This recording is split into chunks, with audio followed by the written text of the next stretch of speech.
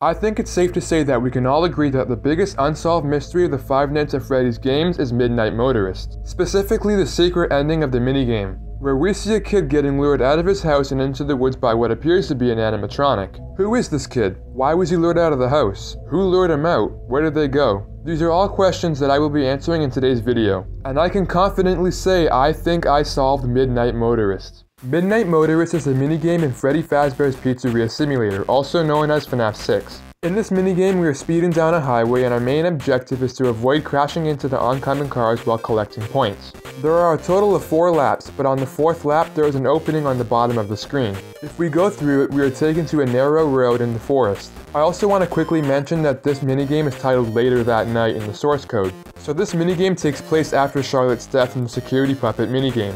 I think we can all agree that Charlotte was William's first murder victim.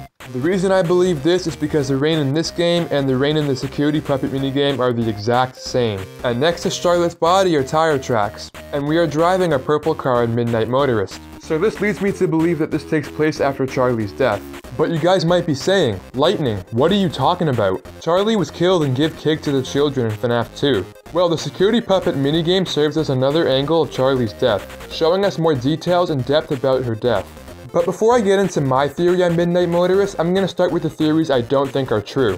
One theory I hear a lot is that this minigame is about one of the missing children being lured out by William Afton. In this minigame we play as a yellow man who goes to a place named Junior's, but he isn't allowed in. He then goes home and someone on the couch says to leave him alone, he's had a rough day. The man chooses to ignore the person on the couch and goes to the door of the child. He tells the kid not to close his door and then he proceeds to yell and bang on the door. He then goes back out in the rain to find a way in from outside. But the window has been smashed open and there are footprints leading to the bushes next to animatronic footprints. The man then says he's gone off to that place again and he'll be sorry when he gets back. This theory has been backed up with the Toy Chica cutscene from UCN. In the cutscene, Toy Chica talks about going to someone's house. And if he doesn't answer the door, she'll just find a window from outside. Now here's why I don't believe that theory. Whenever William is depicted killing kids, he's doing it within the premises of Freddy's. And he is never seen going to a child's house to kill them. And plus, we don't know these people. They don't have any relevance to the plot of FNaF. But I believe the man we're playing as in this minigame is none other than William Afton. But you guys might be saying, Lightning, the man we play as is yellow, not purple. Well, I actually have a plausible idea on why William Afton is yellow and not purple. Throughout the franchise, William is depicted as either purple or yellow depending on the context. But the question is, when are these colors applied and why? When William is depicted as purple, he's showing his violent and vindictive side while enjoying it. William is this color during the missing children incident, this is the color he's in during the dead children incident, and this is the color he's in when he's taking apart the FNaF 1 animatronics. It's like what Raito said, purple is William Afton, but William Afton isn't always purple, just as he's not always William Afton. On occasion, he's Spring Bonnie, innocent and comforting, and most children trust him implicitly. During that time, he's yellow. He also goes on to say that the movie backs this up. When William isn't Afton, he's Steve Raglan. And Steve Raglan wears a yellow shirt with a purple tie.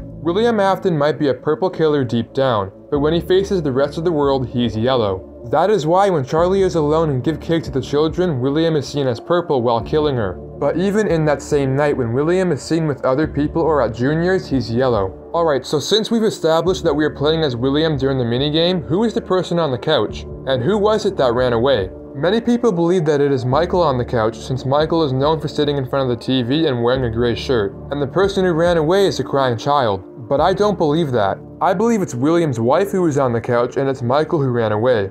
The reason I believe this is because the crying child is already dead at this point. He died during the bite of 83. FNaF 4 takes place before FNaF 6, so the bite would have happened first in the timeline. And not to mention, we see Michael spend his time bullying the crying child while he was alive. So it doesn't make sense to me that Michael would stand up to his father to protect his brother. So if it's Michael who ran off and not the crying child, then where is he going? And whose footprints are next to his? Well, I believe it's the crying child who lures him out as Fredbear, since Fredbear has 3 toes on his feet.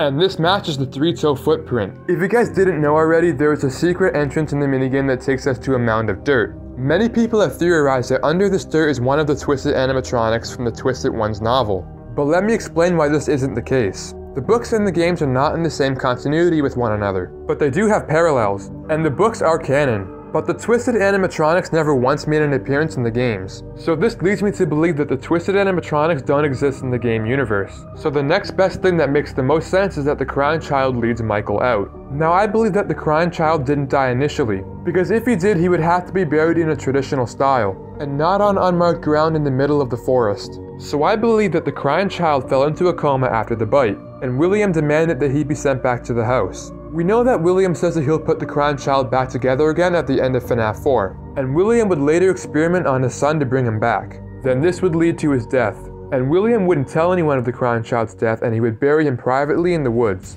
And because of the crying child's death, he punished Michael by putting him in the FNaF 4 room. I know we play as Michael because he sees the medical equipment in the room. And we know that Michael feels guilty after the death of his brother, since at the end of FNaF 4 we see text that says, "I'm sorry." So Michael would visit his brother's unmarked grave frequently. Hence William says he's ran off to that place again. But what about Junior's? What is it, and what significance does it have to the lore? Well, I personally believe that Junior's is a bar, and not a restaurant. It's common for bars to be named after the owner in a possessive tense. An example of this is Moe's from The Simpsons. The owner of the bar is named Moe, and he simply named the bar after himself. So that's why Junior's has an apostrophe S at the end of it, because the bar was named after someone named Junior. I've heard theories that Junior's is the FNaF 2 pizzeria, but I simply don't believe that. The reason I believe that it's a bar is because there is a bouncer outside telling William that he can't enter. By law, clubs and bars are not allowed to serve you more alcohol if you appear to be heavily intoxicated, because that can become a serious health problem. And I also believe that Junior's used to be Fredbear's family diner. The reason I believe this is because the floor plan and sister location shows William's house is right next to Fredbear's. And in this minigame, William's house is right next to the bar. We all know that Fredbear's closed down after the bite of 83, and that would mean that there would be an abandoned building just sitting around. So I believe that someone bought the building and turned it into a bar. I also have more evidence to further prove that Junior's used to be Fredbear's. In the Silver Eyes novel, Charlie and John are driving to Fredbear's. Charlie says that it is a 30-minute drive. For some people, that could be considered a long time. This also applies to the games. It takes a while for William to go from Freddy's after killing Charlotte to the bar. And mind you, he's speeding and it still takes him a while to finally get there. When he gets to the bar, he tries to drink away his sin, but gets turned down by the bouncer. And William must be a regular at this bar, since the guy outside tells him that he knows he can't be there, and not to make things harder on himself. This would make sense, because William would keep coming back to the place that once used to be Fredbear's, and where his son died.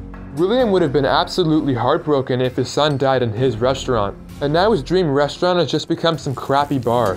This would have drove William further into insanity, leading him to become a serial killer. But after going to the bar and being denied entry, he then goes home to punish Michael. But he soon discovers that Michael has ran off to his brother's unmarked grave. William then says he will be sorry when he gets back. So overall, I believe the yellow man is William Afton, who just came back from Freddy's after killing Henry's daughter Charlotte. He tries to go to a bar but gets denied entry by the bouncer. He then goes back home to his wife and Michael. When Michael doesn't open his door, William goes back out into the rain to find a way in from the outside.